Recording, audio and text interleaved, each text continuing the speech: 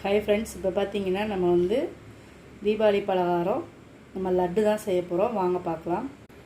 இப்போ நம்ம இந்த கப்பில் வந்து 2 கப்பு கடலை மாவு ஆட் பண்ணிக்கலாம். நல்லா சளிச்சு எடுத்துக்கலாம். 2 கப்பு சளிச்சு எடுத்து இதில் ஒரு சிட்டிக்கு உப்பு ஆட் பண்ணிக்கலாம். கொஞ்சம் ஃபுட் கலர் ஆட் பண்ணிக்கலாம். இப்போ இதை நல்லா மிக்ஸ் பண்ணிக்கலாம். இப்போ 2 கப் கடலை மாவுக்கு 1 கப் வாட்டர் ஆட் பண்ணிக்கலாம். தண்ணி பத்தில் 1/2 கப் ஆட் பண்ணிக்கலாம். இப்போ பேட்டர் ரெடி ஆயிடுச்சு.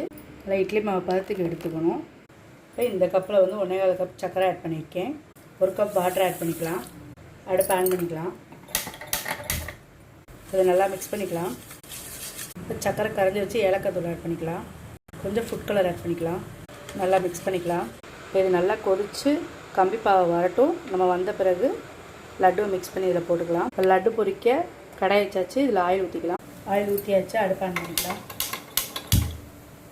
சூடாகட்டும். நம்ம பூந்தி பொரித்து எடுத்துக்கலாம். அந்த பேட்டரில் லைட்டாக சோடா உப்பு ஆட் பண்ணிக்கலாம். ஆயில் சூடாகிடுச்சு. நம்ம பேட்டர் ஊற்றிக்கலாம்.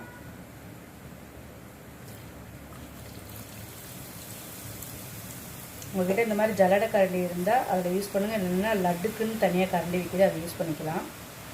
நான் என்கிட்ட இந்த ஜல்லடை கரண்டி இருந்தனால யூஸ் பண்ணிக்கிட்டேன்.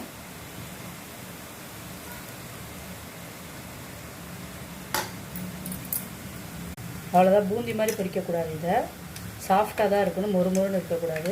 எண்ணெயிலேருந்து ஃபில்டர் பண்ணிக்கலாம். இப்போ கொஞ்சம் கொஞ்சமாக பொரித்து எடுத்துகிட்டு பார்க்கலாம். இப்போ சக்கரை பாகு ரெடி ஆகிடுச்சு. ஒரு கம்பி பதம் பாருங்கள்.